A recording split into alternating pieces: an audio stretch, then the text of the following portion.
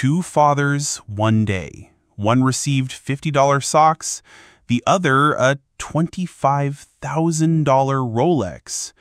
The difference? The one who got the Rolex didn't pay a single penny. I did. That was the day I realized my son didn't love me as much as his real father, but he sure loved my money. From that day forward, everything changed.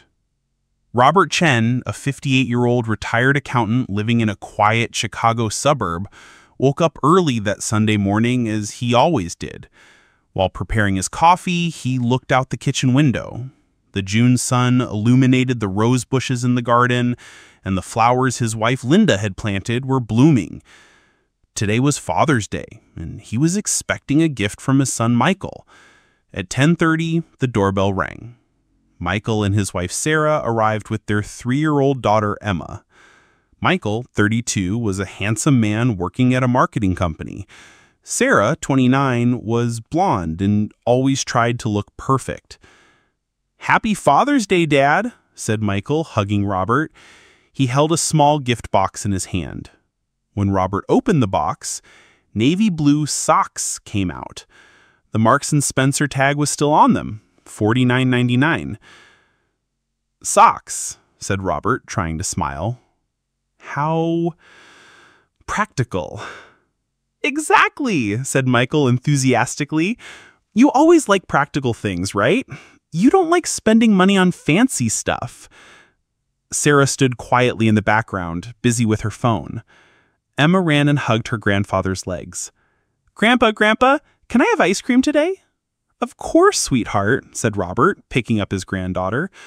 At least someone truly loved him. During lunch, Sarah was constantly on her phone, updating her Instagram stories. "Sarah, maybe you could put down your phone and eat?" Robert suggested politely. "Oh, sorry," but she didn't put down the phone. "I was just texting my dad. Today is a very special day for him." "Of course," said Robert. "He must be celebrating Father's Day too." "Yes, and Michael got him an amazing gift. So thoughtful, isn't it, Michael?" Michael looked a bit uncomfortable. "Sarah, maybe we shouldn't discuss this." "What gift?" Robert asked curiously. Sarah's eyes sparkled. "A Rolex Submariner model. William loves watches. Michael saved money for months." Robert slowly put his spoon down on his plate. "A Rolex? Aren't those very expensive?" "This is a special model," Sarah said proudly. $25,000. But my dad is worth it. He's always been so good to us." Robert's stomach churned. $25,000. His son, who bought him $50 socks, had bought his father-in-law a $25,000 watch? "Michael," Robert said slowly, "where did you find that much money?" Michael took a deep breath. "Dad, work is going well. I got a bonus. And Sarah's dad, he's a really good man. He's helped us a lot." "What kind of help?"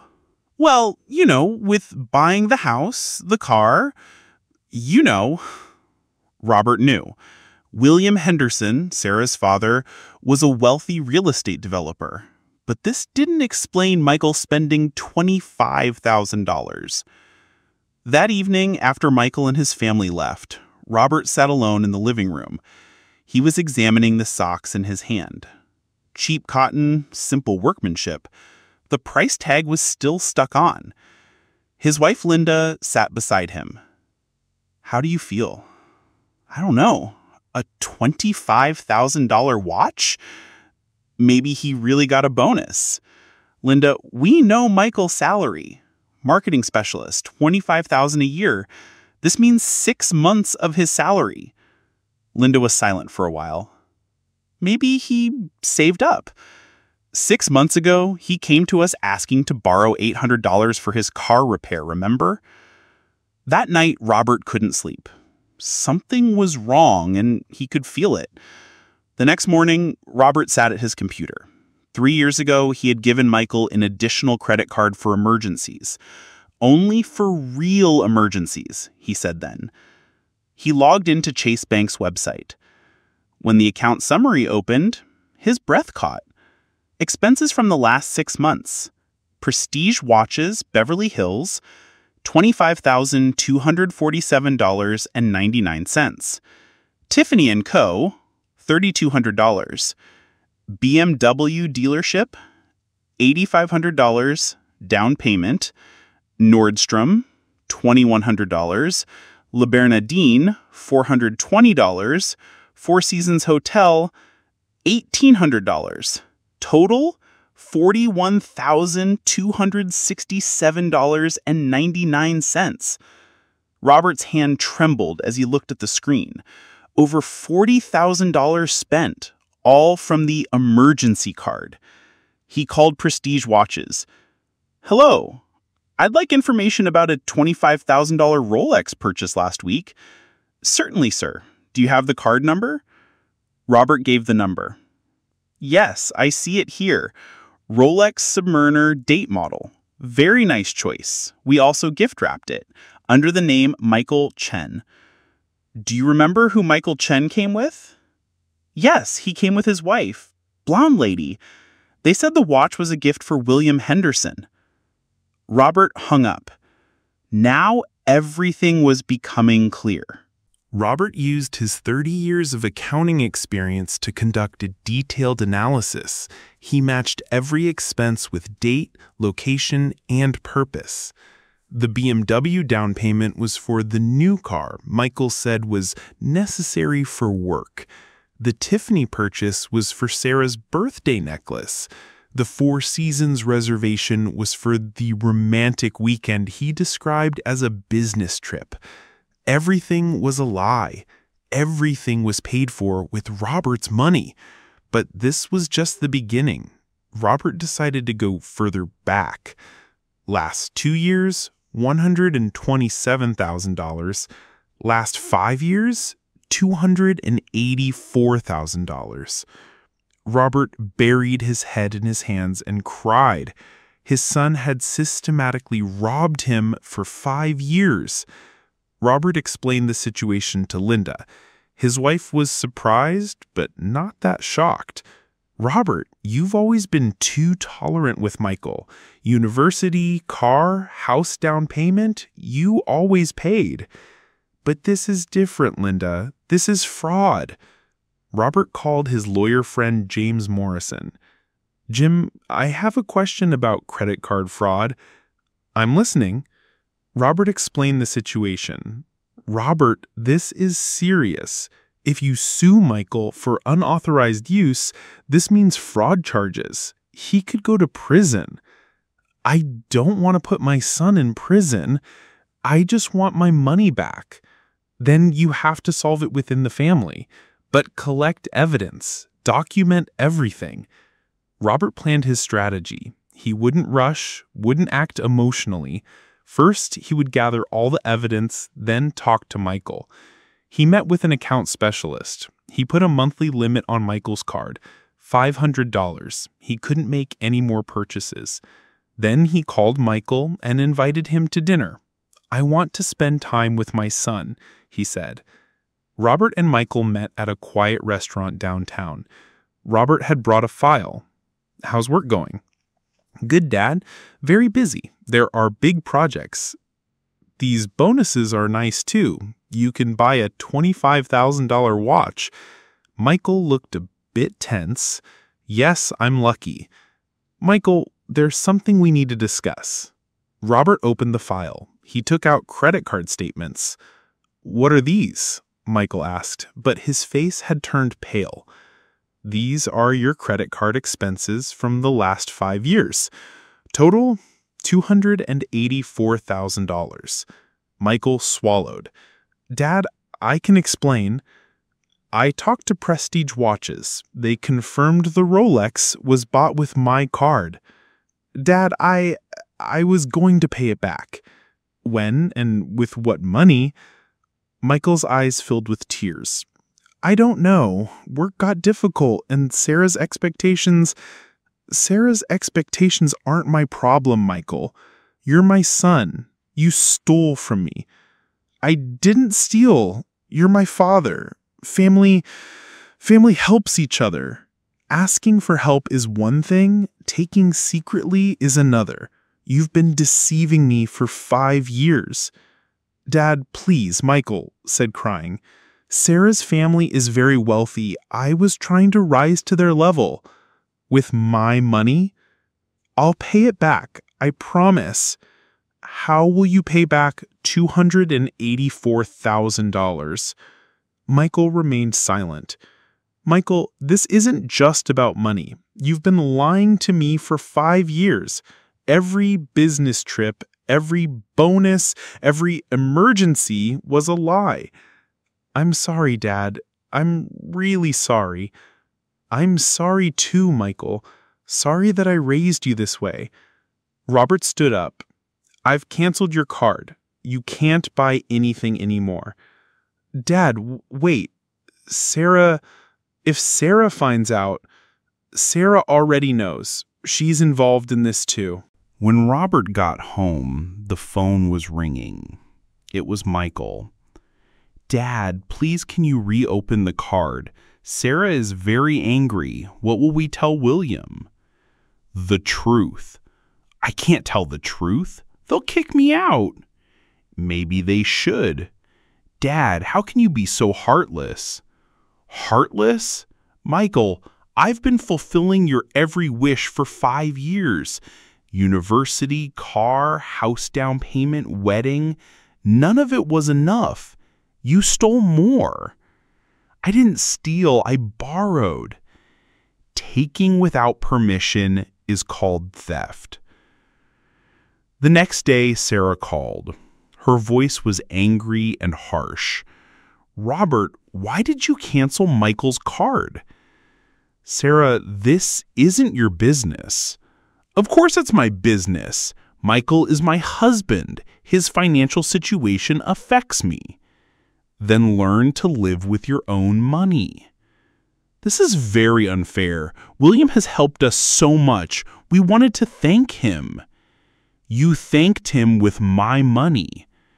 Robert, you're very selfish. Michael is your son. You should help him. I've been helping for 5 years. $284,000. Sarah was silent for a moment. That much? That much. I didn't know it was that much. Now you know. That evening, Robert's phone rang. The caller was William Henderson. Robert, hello. William speaking. William, hello. I heard about Michael and Sarah's situation. I'm sorry. Robert was surprised. You're sorry? Yes, I learned that the Rolex was bought with your money. This isn't right. Thank you, William. Robert, look, I want to return this watch. I can't accept such a gift. William, you're the innocent party in this situation. Michael lied to you. Still, this doesn't feel right. Let me bring the watch tomorrow. If that's how you feel, of course. And Robert, we need to talk about Michael and Sarah. The next day, William Henderson came to Robert's house. He had the Rolex box in his hand. William was in his 60s, white-haired, a successful businessman. But that day, he looked tired and sad. Robert, I'm really uncomfortable about this situation. William, you're not guilty. But I'm responsible for my family's behavior. William put the watch on the table. I know what kind of person Sarah is. Materialistic, ambitious. But seeing Michael support her is upsetting. What do you mean? Robert, Sarah didn't just steal $284,000 from you. She took money from me too. Robert was shocked. What? Last year, Sarah came to me. She said, Dad, Robert is sick and we need to help him. She said Michael's job was difficult, that you couldn't pay your medical bills. What medical bills? She said heart surgery. I gave $50,000. Robert froze. William, I didn't have heart surgery. My health is perfect. William's face reddened. So this was a lie too? All lies. The two men sat down and calculated. $50,000 from William, $284,000 from Robert. Total, $334,000. This is a professional operation, said William. Sarah's plan. Do you think Michael is innocent? No, he's involved too, but I think Sarah is the leader. William pulled an envelope from his pocket. I hired a private detective this morning. I asked him to investigate Sarah's past. Robert opened the envelope. The report inside was shocking. Sarah Henderson, formerly Sarah Williams, had been married twice before. Both husbands were older, wealthy men. Both marriages ended in divorce due to financial disagreements. This is her third marriage, William said quietly, and every time it's the same pattern. Wealthy family, trusting husband, systematic money transfer. Does Michael know this? I don't think so. I think he's a victim too. Robert and William made a joint plan. They would show Sarah's true face to Michael. Call Michael and suggest a family therapist to save your marriage, said William. Sarah will agree because she'll think she can control it. Then the therapist will ask Sarah questions about her past. Let's see if Michael is there. Robert liked the plan, but first he wanted to do one more thing. Robert investigated Sarah's mother, Carol Williams. Carol was a 65-year-old woman living in Florida. Robert called her. Mrs. Williams, I'm Robert Chen, Sarah's father-in-law. Oh, hello, Robert. Sarah has mentioned you a lot. Nice things, I hope. Mrs. Williams, do you know about Sarah's past marriages? Long silence. Are you referring to those? Yes. Carol took a deep breath. Mr. Chen, I love my daughter, but she's a difficult person. She always tried to make money the easy way. Her first husband, Richard, was an elderly doctor. She completely cleaned him out. The second, Tom, was a retired pilot. She did the same to him. Did you ever tell Michael anything about this? Sarah threatened me. She said if I told Michael anything, I'd never see my granddaughter again.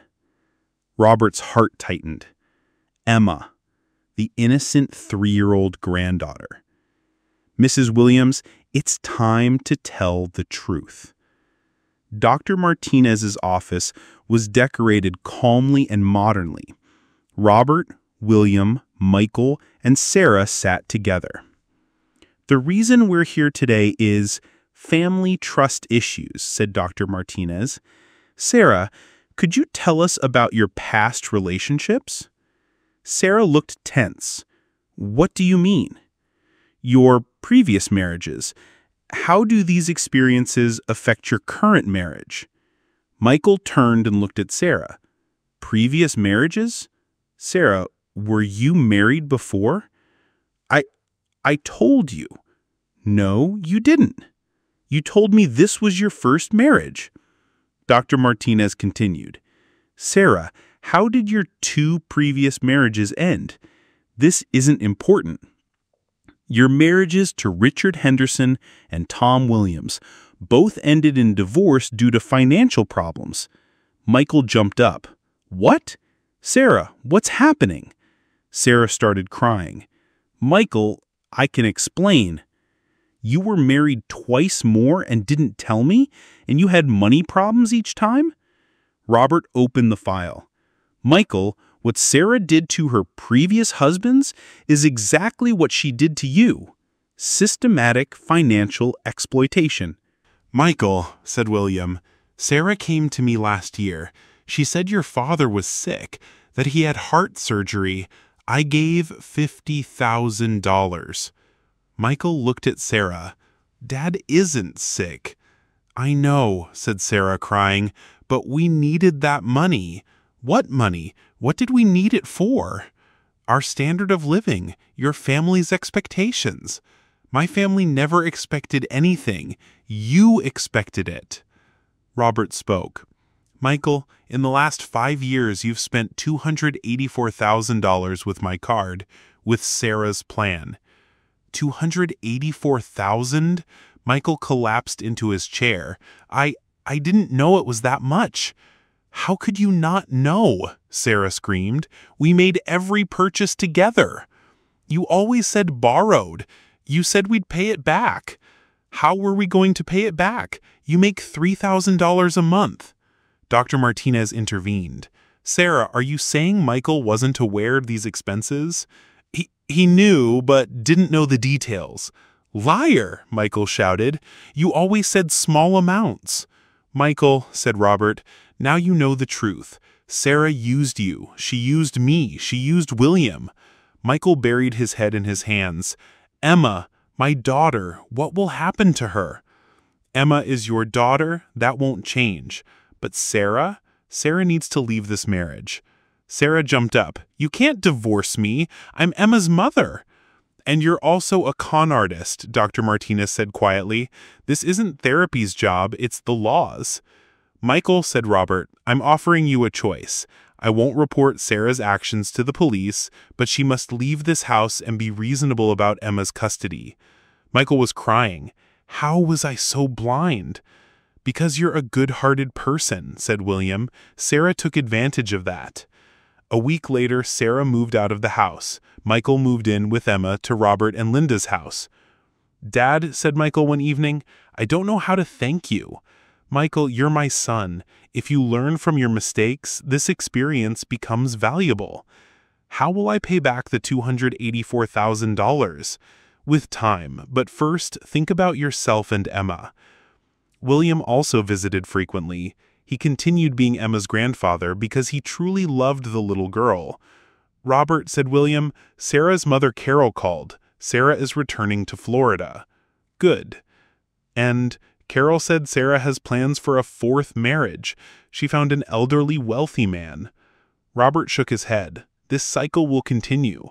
"Maybe, but it's not our problem anymore." 6 months later, Michael found a new job. A better-paying, reliable position. He started paying Robert back, $500 a month. "Dad, at this rate, it'll take 47 years, Michael said, smiling. "Don't rush. What matters is being honest." Emma was happy living with her grandparents. Sarah visited once a month, but Emma kept her distance. "Grandpa," Emma said one day, "why was Mommy mean to us?" Robert thought about the answer. "Sometimes adults make wrong choices, sweetheart, but you and your daddy are good people." William also visited frequently. Now he was a true family friend. "Robert," he said one day, "I heard something about Sarah." "What?" "The elderly man in Florida got suspicious. He hired a private detective. When he learned about Sarah's past, he ran away." Robert smiled. "So there is justice." The next year's Father's Day, Michael brought Robert a special gift, a handmade photo album. Inside were all the beautiful memories from Michael's childhood onward. "Dad, last year I gave you socks. This year I'm giving you a real gift, my gratitude." Robert opened the album. On the first page, in Michael's handwriting, it said, "To the best father, the best grandfather, thank you for forgiving me. I'm sorry for disappointing you. From now on, I'll make you proud every day. With love, Michael." Robert's eyes filled with tears. "Michael, the past is past. What matters is the future." "While making this album, I realized something," said Michael. "You were always there. In every important moment, in every difficult time. I didn't appreciate your value." That evening, while Emma sat on Robert's lap, she asked, "Grandpa, why doesn't Mommy come back?" Robert gently stroked Emma's hair. "Sweetheart, Sometimes adults choose different paths, but you're never alone. Your daddy, me, Grandma Linda, we all love you very much. Does William Grandpa love me too? Of course. He's your other grandfather. Emma looked thoughtful. Grandpa, when I grow up, will I become a bad person? Robert's heart tightened. Never. You're a very good-hearted little girl. You're your father's daughter, my granddaughter. You come from good people. 18 months later, Sarah unexpectedly returned, but this time was different. She had brought a court summons. I want custody of Emma, she said with her lawyer at Robert's door. Michael panicked. How? You abandoned her. I was getting treatment, Sarah said. Depression and anxiety disorder. Now I'm better and I want my daughter. Robert kept his calm. Sarah, your past is known. The court will know these things. What past? I was never charged. I just got married and divorced. Her lawyer added, my client is the child's mother. The court protects mother's rights. Robert and Michael hired a good family law attorney. Elizabeth Kane, with 20 years of experience, was tough but fair. What's in Sarah's favor is mother's rights, said Elizabeth. What's against her is her history of financial fraud and abandoning the child. Is it enough? Michael asked. If we present it correctly, yes. But Sarah's lawyer is good too. This won't be easy. The court process lasted 6 months. Sarah tried to present herself as a changed, repentant mother. She claimed Michael was unstable, dependent on his grandparents. Your Honor, said Sarah's lawyer, my client was away for a short time due to her illness. Now she's recovered and wants to be with her child. Elizabeth counterattacked. Your Honor, Sarah Henderson committed systematic financial fraud in 3 different marriages, stole a total of $334,000 in her last marriage, and moved to Florida without ever calling her 4-year-old daughter. The most dramatic moment in court was William's testimony. Your Honor, I'm here as Sarah's father, but I support justice. Sarah was shocked. Dad, what are you doing? Sarah, said William, looking directly at her, you deceived me too. I had given $50,000 with the lie that Robert was sick. The judge turned to William. Mr. Henderson, are you testifying against your own daughter? Yes, Your Honor, because she's no longer the daughter I knew, and Emma's safety is more important than everything.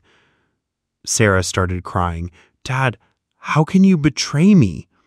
You were the one who betrayed Sarah, all of us. The judge wanted to speak privately with Emma.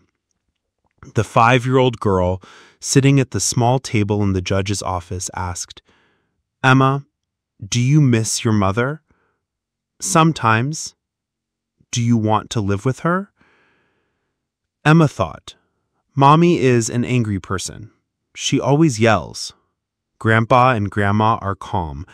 They read me stories. What about your daddy? Emma smiled. Daddy is the best. He plays games with me. He loves me. Does Mommy love you? Emma shrugged. I don't know. She's always talking on the phone. She doesn't talk to me. 2 weeks later, the judge announced his decision. I reject Sarah Henderson's primary custody request. The child will remain with her father, Michael Chen. Sarah Henderson has supervised weekend visitation rights. Sarah jumped up. This isn't fair. I'm her mother. Mrs. Henderson, the judge said sternly, your past and abandoning the child were taken into consideration. The child's welfare is the priority. Michael was relieved. Robert and William were happy. Emma was sleeping safely in her grandfather's arms. Sarah didn't accept losing. She appealed and also filed a lawsuit against Robert. She demanded $500,000 in compensation for causing emotional damage. "This woman never gives up," said Linda. "Because she has no other choice," said Robert. "She's losing her last casino too." Elizabeth said Sarah's case was weak. The person she should sue is herself. The emotional damage comes from her own actions. 6 months later, Sarah's case was also rejected. The court even decided she should pay court costs. "Is this over?" Michael asked. "For Sarah, it's over," said Elizabeth. "She has no other legal recourse now." 3 years later, Emma had turned 8. She was first in school, a very happy child.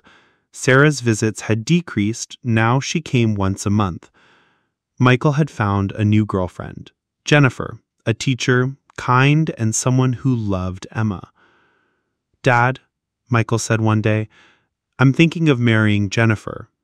If you'll be happy, I support you." "What will Emma say?" "Emma loves her.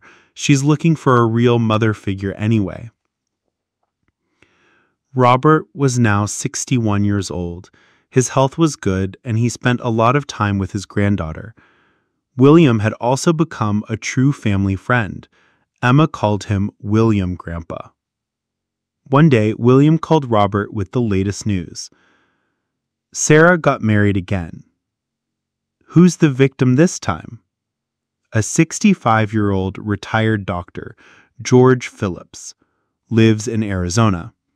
The same story repeating. "Unfortunately, but this time there's something different." "What's different?" "George's son is a private detective. He investigated Sarah's past. He told George everything." Robert wondered, what did George do? "He made her sign a prenuptial agreement.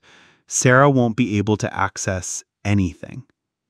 "So Sarah will come back empty-handed this time." "It looks that way." That evening, Robert sat on his balcony drinking evening tea. Linda was beside him. Emma was playing on the lawn. Michael and Jennifer were preparing dinner. "You know, Linda," said Robert, 3 years ago, I was angry about $50 socks. What do you think now?" "It was actually the best gift, because it made me see Sarah's true face." Emma ran over. "Grandpa, look what you found." She had a small butterfly in her hand. "Very beautiful, sweetheart, but let it go. It wants to be free." Emma released the butterfly. Now it's happy. Robert thought. Everyone had found their freedom. Michael from his con artist wife, Emma from her unstable mother, himself from ingratitude. 2 years later, Michael and Jennifer got married. It was a small, intimate wedding. Emma was the flower girl, and Robert walked Michael to the wedding table. "Dad," said Michael before the ceremony, "this time I chose the right woman." "Yes, you did." "I still owe you $180,000. Jennifer knows. We'll pay it together." "Michael, money isn't important. Just be happy, you and Emma." Sarah wasn't at the wedding. William was there too. Now he was a real grandfather figure. Robert said, "William, we did a good job together." "Yes, we did." When Emma turned 12, she asked Robert, "Grandpa, who is my real mother? Sarah or Jennifer?" Robert thought for a long time. "Emma, a real mother is the person who loves you, stays by your side, gives you confidence. How do you feel?" "Jennifer is like my mother. Sarah is just the woman who gave birth to me." "Then you know the answer." "Grandpa, why didn't you forgive Sarah?" "Because, sweetheart, to forgive, the other person needs to be sorry. Sarah was never sorry. She always blamed others." "When I grow up, will I be like her?" Robert hugged Emma. "Never. You're Michael's daughter. He's a good-hearted, honest person. You'll be like that too. Epilogue. Robert was now 68 years old. His health was good and he was satisfied with life. Michael had completely paid off his debt. It took him 7 years, but he succeeded. Emma was 15, a successful student. She saw Jennifer as her mother. Sarah they hadn't heard from for years. Last they heard, she was living in California, pursuing another new marriage. William still visited frequently. He was always there at Emma's graduation ceremonies and performances. "Robert," said William one day, "do you ever feel regret?" "About what?" "Stopping Sarah?" Robert smiled. "Never. Some people change, some don't. Sarah doesn't change." "How did Emma turn out to be such a good child?" "Because she was raised by people who love her. Love changes everything." That evening, Robert found his old socks. They were still in their box.